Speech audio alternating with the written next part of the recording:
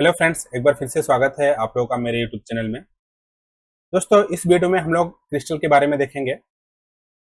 तो क्रिस्टल हमारे मोबाइल के अंदर पाया जाने वाला एक ऐसा कंपोनेंट है कि जब हम इस क्रिस्टल के ऊपर एक हल्का सा वोल्टेज देंगे तो बदले में ये क्रिस्टल फ्रीक्वेंसी जनरेट करके देती है। इसको हम लोग इस इमेज में समझ सकते हैं। मैंने एक रस्सी लिया है और उस रस्सी के एक सिरे को एक दीवार से बांध दिया है और दूसरे सिरे को हाथ से पकड़ के रखा है। अब जब इस रस्सी को हम लोग हल्का सा झटका देंगे तो ये रस्सी के अंदर एक फ्रीक्वेंसी, एक वेव उत्पन्न होगा।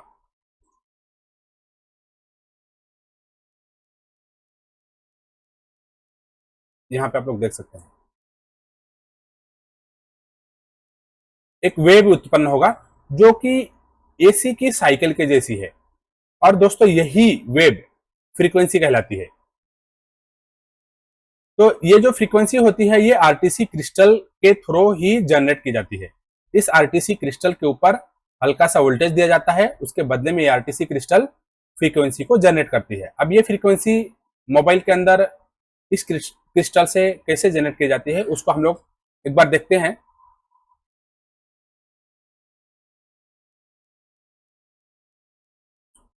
यहाँ पे मैंने आरटीसी क्रिस्टल को लिया है, सॉरी मेगा हर्ट्ज क्रिस्टल को लिया है, एमएचजेड क्रिस्टल। मोबाइल के अंदर दोस्तों दो तरह के क्रिस्टल होंगे, एक एमएचजेड क्रिस्टल और एक आरटीसी क्रिस्टल।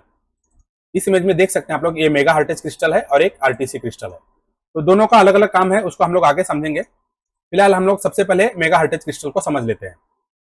तो ये जो मेगा हर्ट्ज क्रिस्टल है, इसके 4 लेग होते हैं। एक लेग जो होता है उसका ग्राउंड होता है और उसकी ग्राउंड जो है पावर आईसी के अंदर कनेक्ट होती है, पावर आईसी के साथ कनेक्ट होती है। मतलब जो इसका ग्राउंड है वो पावर आईसी के अंदर होता है। और क्रिस्टल के एक लेग पर पावर आईसी से वोल्टेज दी जाती है जो 0.8 से लेकर 1.8 के बीच में रहता है। अब जब इस क्रिस्टल को वोल्टेज दिया जाएगा तो ये क्रिस्टल बदले में फ्रीक्वेंसी जनरेट करेगी। यहां पे आप लोग देख सकते हैं, और ये फ्रीक्वेंसी जनरेट करके पावर आईसी के अंदर में चले जाएगी।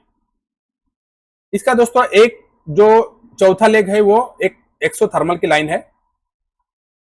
इस आईसी के अंदर अगर कुछ प्रॉब्लम आता है, इस आईसी के अंदर या इस आईसी से कनेक्टेड लाइन में अगर कुछ प्रॉब्लम आता है तो एक्सोथर्मल, ये जो एक्सोथर्मल है, एक्सोथर्मल के थ्रू ये आरटीसी क्रिस्टल इस फ्रीक्वेंसी आउट करना बंद कर देगी और फिर ये जो आईसी है काम करना बंद कर देगी। उसके बाद फिर हमारे आगे की जो सर्किट है उसमें कुछ प्रॉब्लम नहीं आएगा, मतलब शॉर्ट सर्किट वगैरह आगे और कुछ नहीं बढ़ेगा। तो इसी पर्पज के लिए थर्मल की सर्किट को यूज किया जाता है।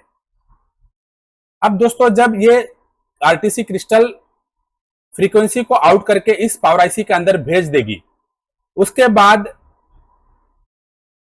ये पावर आईसी, इस पावर आईसी के अंदर सीपीयू एक इनेबल सिग्नल भेजेगा। पावर आईसी दोस्तों ऐसे ही फ्रीक्वेंसी आउट करके आगे दूसरे आईसीओ में नहीं भेज देती है। अब ये पावर आईसी के अंदर जो फ्रीक्वेंसी आई है वो फ्रीक्वेंसी ये पावर आईसी दूसरे आईसीओ के अंदर कब डिस्ट्रीब्यूट करेगी, जब ये सीपीयू इस पावर आईसी को एक इनेबल सिग्नल भेजेगा जो कि बीबी क्लॉक 1। आईसी के अंदर जो इस इनेबल सिग्नल का नाम होगा वो बीबी क्लॉक 1 इनेबल होगा और सीपीयू के अंदर से जो लाइन आएगी उसका नाम होता है सीएक्सओ इनेबल। जब सीएक्सओ इनेबल पावर आईसी के अंदर इन होगी, उसके बाद में ये पावर आईसी फ्रीक्वेंसी को आउट करेगा और वो फ्रीक्वेंसी WCN एक्सो क्लॉक वाईफाई आईसी के अंदर और WTR एक्सो क्लॉक WTR के अंदर और बीबी क्लॉक सीपीयू के अंदर, इस तरह से फ्रीक्वेंसी पावर आईसी से अलग अलग आईसीओ में डिस्ट्रीब्यूट कर दी जाएगी। और फिर इस फ्रीक्वेंसियों का यूज हमारे मोबाइल के अंदर कुछ काम के लिए किया जाता है, उसको हम लोग आगे देखेंगे। अब ये जो हमारा दूसरा क्रिस्टल है आरटीसी क्रिस्टल, दोस्तों इसका यूज किस काम में लिया जाता है? तो जैसा कि हम लोग हमारे मोबाइल में जब अलार्म लगाते हैं तो एक फिक्स टाइम पे जो अलार्म बजता है वो इसी आरटीसी क्रिस्टल के वजह से हो पाता है। और हमारा जो पावर आईसी है वो पावर आईसी एक सीक्वेंस में काम करती है, मतलब कौन सा वोल्टेज कब निकालना है। हमारे मोबाइल में जो पावर आईसी होती है उसकी बूट सीक्वेंस होती है, अगर आप लोगों को पता हो तो उसकी बूट सीक्वेंस एक step by step voltage out होती है। मान लिया वीरेग S1 10 सेकेंड के बाद में वोल्टेज पावर बटन, हमारा मोबाइल के अंदर का पावर बटन को प्रेस करने के 10 सेकेंड के बाद में वीरेग S1 की वोल्टेज रिलीज होगी। उसके 15 सेकेंड के बाद वीरेग S2 की वोल्टेज रिलीज होगी। वीरेग S3 की वोल्टेज 20 सेकेंड के बाद रिलीज करना है। तो इन सभी चीजों की इंफॉर्मेशन, ये सभी चीजें, ये सेकेंड जो मेंटेन करता है वो पावर आईसी इसी आरटीसी क्रिस्टल की वजह से ही मेंटेन कर पाता है। ये अगर आरटीसी क्रिस्टल खराब हो जाए, क्योंकि दोस्तों ये आरटीसी क्रिस्टल इस पावर आईसी के अंदर ही मर्ज होता है, तो अगर ये आरटीसी क्रिस्टल खराब हो जाए तो ये पावर आईसी इस सीक्वेंस को कब आउट करना है वो समझ ही नहीं पाएगा, और इसके वजह से हमारा जो मोबाइल है वो डेड हो जाएगा।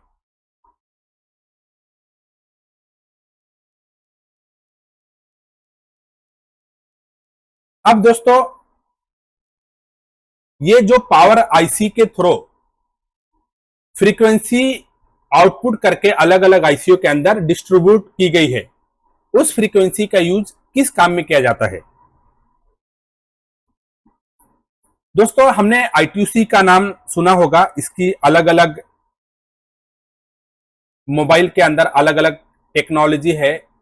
I2C का दोस्तों यूज सीपीयू दूसरे आईसीओ से कम्युनिकेशन के लिए करता है। कम्युनिकेशन मतलब बातचीत करने के लिए। दोस्तों सीपीयू जो होता है हमारे मोबाइल के हर एक फंक्शन को कंट्रोल करता है। जब हम मोबाइल को ऑन करते हैं तो सीपीयू सीरियल डेटा और सीरियल क्लॉक के थ्रू हर आईसी और मोबाइल के हर हार्डवेयर को, उसकी इंफॉर्मेशन को रीड करता है, और उसके बाद में अगर उसकी इंफॉर्मेशन को रीड कर ले गया तो उसकी जो रिक्वायरमेंट वोल्टेजेस होते हैं सीपीयू पावर आईसी को इन्फॉर्म करेगा और फिर पावर आईसी वोल्टेज को रिलीज करेगा। अगर दोस्तों सीपीयू किसी भी हार्डवेयर की इंफॉर्मेशन, किसी भी आईसी की इंफॉर्मेशन को रीड नहीं कर पाएगा तो ये सीपीयू उस हार्डवेयर को डिसेबल कर देगा, और उस हार्डवेयर के लिए जो वोल्टेज की रिक्वायरमेंट होती है उस वोल्टेज को ये सीपीयू पावर आईसी को कमांड नहीं देगा, और फिर ये पावर आईसी वोल्टेज रिलीज नहीं करेगा। जैसे कि हमारा ये WTR आईसी है। अब जब हम मोबाइल को ऑन करेंगे, सिम कार्ड मोबाइल के अंदर लगाएंगे, तो इस WTR आईसी को कुछ वोल्टेज की रिक्वायरमेंट होती है मोबाइल के अंदर नेटवर्क को रिसीविंग और ट्रांसमिशन के लिए। अब जब सीपीयू बूटिंग के दौरान में इस आईसी को रीड करने जाएगा और इसकी इंफॉर्मेशन को रीड नहीं कर पाएगा तो ये सीपीयू इस पावर आईसी को इस WTR की जो रिक्वायर वोल्टेज होती है उसको निकालने के लिए कमांड नहीं देगा, तो फिर ये पावर आईसी इस WTR आईसी को वोल्टेज आउट करके नहीं देगा। तो इस तरह से दोस्तों सीपीयू जो है हमारे मोबाइल के अंदर जितने भी हार्डवेयर लगे होते हैं, हमारा आईसी हो, हमारा कैमरा हो, या और भी जो चीजें होंगी, उसकी इंफॉर्मेशन को रीड करता है, उससे कम्युनिकेट करता है, उससे बातचीत करता है, और फिर उस आईसी के फंक्शन को वर्क में लाता है। तो यही काम, ये सब काम सीपीयू तभी कर पाता है जब सीपीयू के अंदर फ्रीक्वेंसी पावर आईसी से मिलती है, और पावर आईसी को वो फ्रीक्वेंसी आरटीसी क्रिस्टल के वजह से मिलती है। तो दोस्तों इस तरह से हमने देखा कि हमारा जो आरटीसी क्रिस्टल है हमारे मोबाइल के अंदर आरटीसी क्रिस्टल क्या काम करता है, मेगा हर्टेज क्रिस्टल क्या काम करता है, और I2C। दोस्तों I2C एक बहुत ही बड़ा टॉपिक है। तो मोबाइल की सर्किट में हमारा जो यूज होगा, I2C किस पर्पज के लिए यूज किया जाता है, उसको हमने फिलहाल एक शॉर्ट में समझ लिया, इतना हमारे लिए काफी है। और दोस्तों फिलहाल इस वीडियो में इतना ही, और आगे की वीडियो में हम लोग जो हमारा अलग अलग सेक्शन होगा, चार्जिंग, लाइट, डिस्प्ले, उसके बारे में देखेंगे। और यहां तक हमारा जो बेसिक इंफॉर्मेशन थी कंपोनेंट के बारे में वो कंप्लीट हो चुकी है। तो अब हम लोग अलग अलग सेक्शन को देखेंगे। तो दोस्तों फिलहाल इस वीडियो में इतना ही, और अगर ये वीडियो आप लोगों को पसंद आया हो तो इस वीडियो को लाइक करें और हमारे चैनल को सब्सक्राइब करें। धन्यवाद दोस्तों।